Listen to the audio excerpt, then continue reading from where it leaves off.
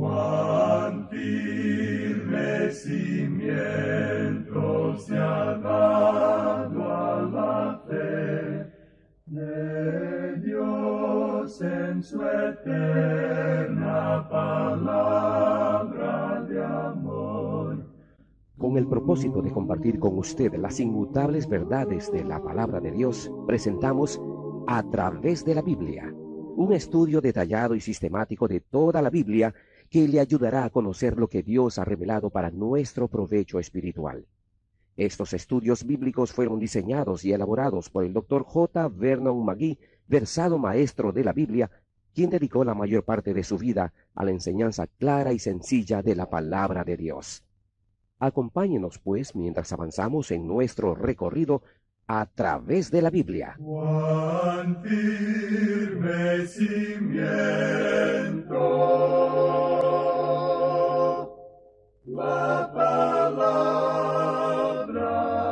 de Dios. Es un gozo estar nuevamente con usted, amigo oyente, para traerle otro estudio de la serie A través de la Biblia.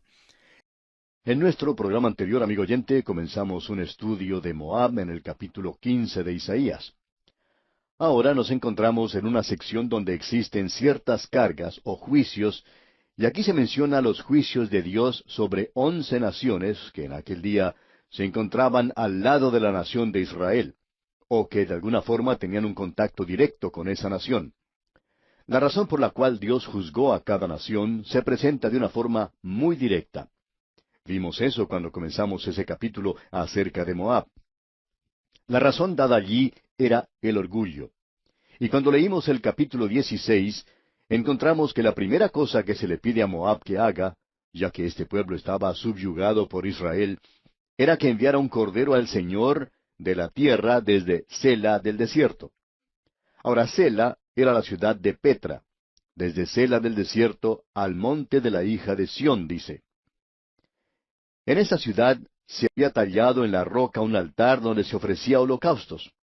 Ahora Dios dice, envíen sus sacrificios al altar de Jerusalén. Y esto, dijimos, nos habla de la cruz de Cristo. Esta gente se negó a hacerlo.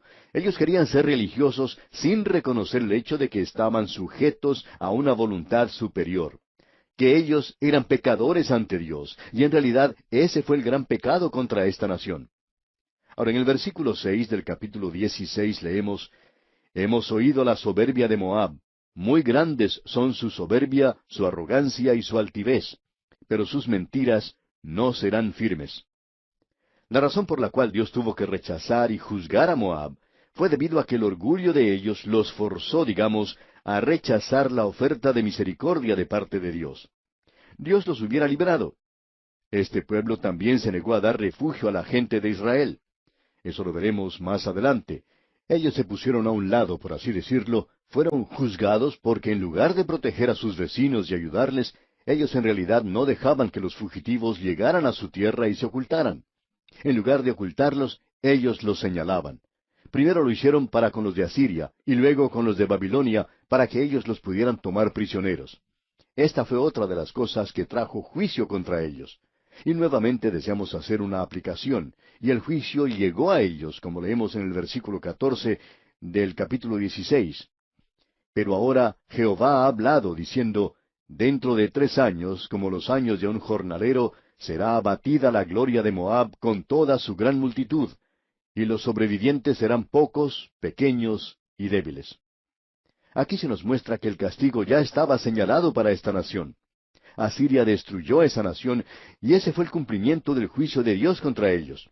¿Por qué? Porque ese fue el gran pecado que causó que Lucifer, el hijo de la mañana, se llenara de orgullo, y él quería elevar su trono más allá del trono de Dios. Quería ser independiente de Dios, y eso era lo que él estaba buscando.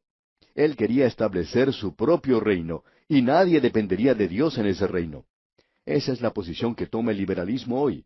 Aquellas personas que rechazan la palabra de Dios, aquellos que rechazan su revelación. Básicamente, lo que causa que ellos hagan esto es el orgullo, eso que está en todos nuestros corazones. Nos gusta hacer las cosas por nosotros mismos, y a la mayoría de la gente le gustaría tener una religión así. Les gusta hacer esa clase de cosas. Ellos prefieren hacerlo por sí mismos. Quieren hacer algo para ser salvos. Eso es algo que satisface nuestro orgullo, como bien podemos apreciar. Y en el día de hoy existen tantos miembros en las iglesias que son en realidad hipócritas. Muchos de ellos son egoístas. Y en realidad hay muchos miembros de iglesias que están contra Dios. Y todo esto se basa en el orgullo del corazón humano. Cada uno se ha apartado por su propio camino. Queremos hacerlo de nuestra forma, a nuestra propia manera. Ahora el castigo se cumplió contra Moab, una nación que en el día de hoy ha sido olvidada completamente. Ha llegado a ser muy insignificante. Pero esto, amigo oyente, tiene un mensaje para nosotros. Y llegamos ahora al capítulo 17 de Isaías. Y aquí encontramos la cuarta carga o profecía. La cuarta carga es la profecía sobre Damasco. Damasco era la capital de Siria, y podemos decir de paso que aún lo es en el día de hoy. Aquí encontramos en realidad la carga de Damasco y la de Efraín en el futuro inmediato y también en un futuro más alejado. Lo que tenemos aquí es a la nación de Siria y al reino del norte de Israel. Y en esta época ellos habían hecho una alianza entre sí. Esas dos naciones se habían aliado y a menudo bajaban juntas contra el reino de Judá. Y Damasco era la ciudad principal de Siria. Ahora, en el primer versículo de este capítulo 17 leemos, Profecía sobre Damasco. He aquí que Damasco dejará de ser ciudad y será montón de ruinas. Damasco y sus aliados, Efraín, los cuales forman una de las 10 tribus del norte, y esto es algo a lo cual debemos prestar atención por un momento. Damasco, como dijimos, era la capital de Siria como lo es en el día de hoy. Ha sido llamada hoy la ciudad más antigua del mundo. Creemos que uno puede visitar varios lugares que dicen lo mismo. Uno puede ir a Grecia, más allá de Corinto, y encontrar ciudades que dicen ser parte de la civilización nigea, la que en realidad fue el comienzo de la civilización griega, y la gente de allí dice que ese es el lugar más antiguo. No hay mucho por esos lugares en el día de hoy para llamarla una ciudad o un pueblo. Todo lo que existe en ese lugar es un buen restaurante griego y eso es todo. Cuando uno viaja a Jericó, en el camino puede encontrar un cartel que indica la distancia hasta la ciudad de Jericó, y debajo dice que esa es la ciudad más antigua. Así es que creemos que cada nación puede tener, o por lo menos decir que tiene, la ciudad más antigua. Damasco, pues, puede reclamar eso para sí. Ahora fue Vitringa quien escribió lo siguiente. Damasco ha sido destruida más a menudo que cualquier otra ciudad, y se levanta nuevamente de las cenizas. Y ya vamos a ver eso. Damasco quiere decir Siria. Efraín, por su parte, es el nombre de una tribu de Israel. También es el nombre de una ciudad. Igualmente es el nombre de una montaña y el nombre de un hombre. También se refiere a las 10 tribus de Israel. Esa es una de las palabras que se usa en lugar de decir Israel. Fue usada por los profetas. Usted puede encontrar que Oseas, por ejemplo, utilizó esa expresión. Bien, aquí se usa para representar a las tribus del norte que ordinariamente se llaman Israel. Aquí tenemos pues la carga, la profecía de Damasco. Damasco ya no será más una ciudad y será un montón de ruinas. Hay algunas personas que dicen, bueno, mire, esto no ha sido cumplido aún. Pero como ya hemos dicho, existe un cumplimiento futuro de todas estas profecías y también creemos que aquí se trata de un cumplimiento local. Alguien quizá nos diga, ¿cómo puede explicar eso? Bueno, creemos que existen 2 profecías y las explicaciones que tenemos tienen sentido por lo menos para nosotros.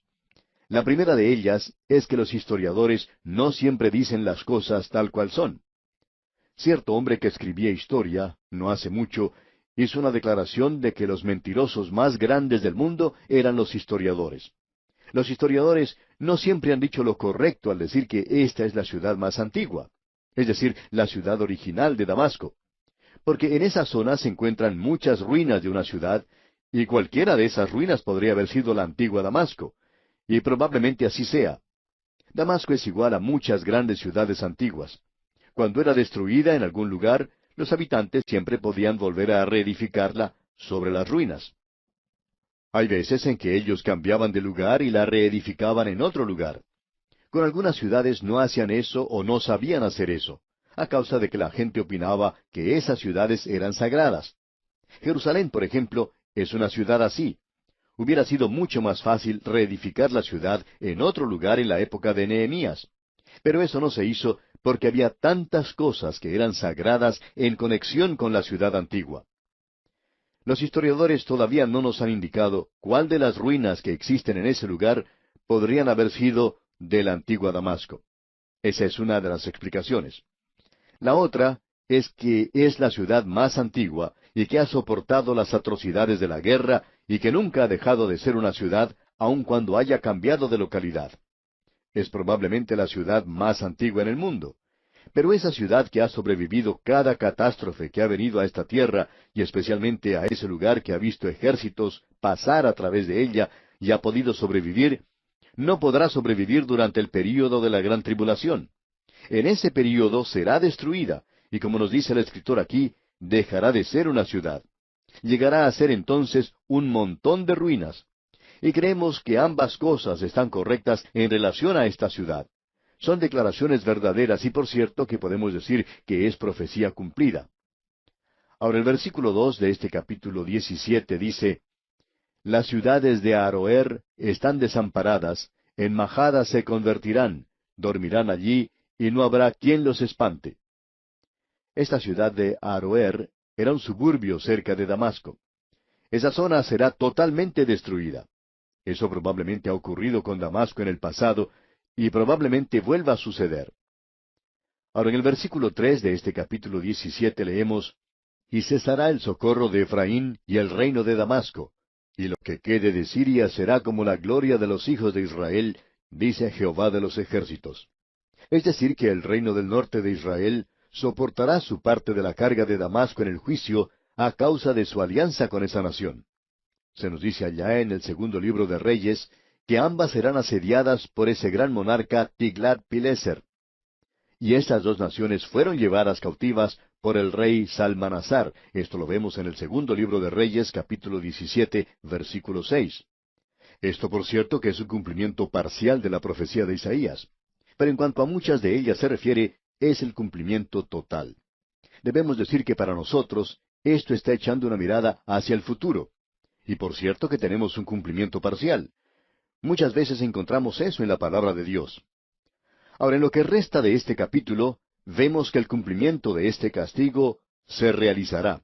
No vamos a entrar en detalles aquí porque necesitamos adelantarnos un poco hoy. Pasemos entonces al versículo 10 de este capítulo 17 de Isaías. Porque te olvidaste del Dios de tu salvación y no te acordaste de la roca de tu refugio. Por tanto, sembrarás plantas hermosas y plantarás sarmiento extraño. Lo que tenemos ante nosotros es lo siguiente. Creemos que esto es algo que se ha cumplido literalmente, pero que también tiene su aplicación espiritual. Siempre es así. Usted puede notar hoy cómo se han plantado árboles hermosos y plantas hermosas y sarmientos en ese lugar. Vemos que hay muchos visitantes que tienen el privilegio de plantar en la tierra de Israel. Los bosques de cedro del Líbano han sido aserrados completamente. En el pasado había muchos árboles. El monte de las Olivas, por ejemplo, estaba completamente cubierto de árboles. El enemigo los quitó, y en realidad eso ocurrió cuando los turcos controlaban a Palestina. Con ciertos impuestos que pusieron en los árboles, fueron muy pocos los que quedaron plantados. La gente los cortaba para no tener que pagar los impuestos, y la tierra quedó prácticamente sin árboles. Después de la Primera Guerra Mundial, Inglaterra comenzó un plan de reforestación, de arborización en esa tierra. Y el gobierno actual de Israel ha continuado con este plan, y se ha podido plantar literalmente millones de árboles en aquel lugar. Bien, llegamos ahora al capítulo 18 de Isaías. Y aquí tenemos la siguiente carga. Es la quinta profecía que se menciona, y es la carga de la tierra que está detrás de los ríos de Etiopía. Hubo en algún tiempo personas que opinaban que aquí se estaba hablando acerca de Egipto. Pero no se habla aquí de Egipto porque ese país es mencionado más adelante. De eso hablaremos en nuestro próximo programa, porque vamos a observar cuán literalmente se ha cumplido la profecía en cuanto a Egipto. Ese es un reino con el cual Dios no ha terminado su tarea aún, y es interesante notar que de ese antiguo mundo este gran reino ha descendido, tal cual Dios dijo que ocurriría. Ahora, ¿qué es lo que se quiere decir en cuanto a la carga de la tierra que está detrás de los ríos de Etiopía? Por cierto que no es una descripción de Egipto. Hay algunas personas que aún tratan de incluir aquí a países como Inglaterra y Estados Unidos, y cuando comenzamos a leer cosas como esas, en realidad me dan ganas de bostezar porque estas cosas nos cansan. Eso no es interpretar la palabra de Dios. La realidad es que aquí se está hablando de la tierra de Etiopía. Ahora existen dos Etiopías. La palabra original que se usaba era Cus, y existe una en Asia, como es mencionado allá en Génesis capítulo 2, versículo 13, y también tenemos una en África, y eso lo podemos leer allá en Éxodo capítulo 2, versículos 15 al 21. Creemos que estamos hablando aquí acerca de la Etiopía de África. Estamos seguros en cuanto a eso, ya que es mencionada aquí la tierra que está tras los ríos de Etiopía. Y los ríos de Etiopía es una referencia al río Nilo, por supuesto. Lo que tenemos ante nosotros aquí es algo que opinamos es muy interesante y maravilloso. Tenemos en el primer versículo el llamado de atención de Dios al mundo en cuanto a Etiopía. Allí dice, «Ay de la tierra que hace sombra con las alas, que está tras los ríos de Etiopía». Ahora, la palabra «ay» aquí es una palabra desafortunada, porque es la misma palabra que se utiliza allá en Isaías capítulo 1, versículo 4, que comienza diciendo, «Oh gente pecadora, pueblo cargado de maldad». Es como una expresión de pena, un suspiro, una interjección. Se podría decir, «Oh tierra que hace sombras con las alas, escúchame». Así debería haber sido. Y tampoco se debía haber dicho que hace sombra con las alas. Hubiera sido mejor haber traducido esto como el susurro de alas, ese rozamiento que hacen las alas en vuelo. Y eso es algo bastante interesante. Un misionero que vivió en ese lugar por muchos años indicó que Etiopía es conocida, se destaca como una tierra donde hay muchas aves. Es llamada la tierra de las alas. Es algo que en realidad identifica a este lugar. Ahora notemos lo que dice el versículo 2 de este capítulo 18 de Isaías, que envía mensajeros por el mar y en naves de junco sobre las aguas. Andad mensajeros veloces a la nación de elevada estatura y tez brillante, al pueblo temible desde su principio y después, gente fuerte y conquistadora, cuya tierra es surcada por ríos. Ahora, naves de junco no caracterizarían en el día de hoy a ninguna nación moderna. Uno no podría identificar eso con Inglaterra o con los Estados Unidos, como algunos tratan de hacerlo, porque esas naciones simplemente no usan eso. La nación que se menciona aquí, por cierto, que es Etiopía. Ahora, en el versículo 3 leemos, «Vosotros todos los moradores del mundo y habitantes de la tierra, cuando se levante bandera en los montes, mirad, y cuando se toque trompeta, escuchad». Hay muchos estudiantes de la Biblia que opinan que esta bandera o emblema se refiere al arca del tabernáculo que se encontró más adelante en el templo y que durante la época de la destrucción de Jerusalén por parte del rey Nabucodonosor, antes de que eso ocurriese, se había transferido a Etiopía. Se nos dice que existe una iglesia en ese lugar que dice que se encuentra en esa iglesia. Bien, no sabemos eso, no podríamos probar nada en cuanto a eso. Pero un emblema, una bandera, saldrá de esa tierra. Eso es interesante. No estamos tratando de decir lo que eso será o lo que sugiere. Simplemente diremos que una bandera saldrá de esa tierra. Ahora el versículo 7 dice, «En aquel tiempo será traída ofrenda a Jehová de los ejércitos, del pueblo de elevada estatura y tez brillante, del pueblo temible desde su principio y después, gente fuerte y conquistadora, cuya tierra es surcada por ríos, al lugar del nombre de Jehová de los ejércitos, al monte de Sión». Es evidente que la referencia aquí es a los habitantes de Etiopía, que no hay un juicio contra ellos, sino que vemos que ellos se encontrarán en Jerusalén. Y ya hemos señalado un versículo en el libro de los Salmos, donde dice que los habitantes de Israel le preguntan a los de Etiopía, «¿Qué estáis haciendo vosotros en Jerusalén?». Parecería que se estuviera hablando de integración racial en aquel día. Quizá eso llegue a ocurrir en el milenio, pero él va a decir, «Yo he nacido aquí, yo he nacido de nuevo». Dios tiene cosas maravillosas que decir en cuanto a Etiopía. Cuando Mussolini invadió a Etiopía, Dios no permitió que ellos cayeran, aun en la forma brutal en la cual estaban siendo tratados. Mussolini cayó, y Etiopía es aún una nación y lo será hasta cuando llegue el milenio. Y aquí nos detenemos por hoy, amigo oyente.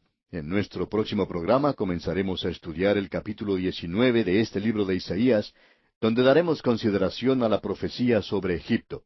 Como siempre lo hacemos, le sugerimos leer todo el capítulo 19 para estar así mejor preparado para nuestro próximo estudio.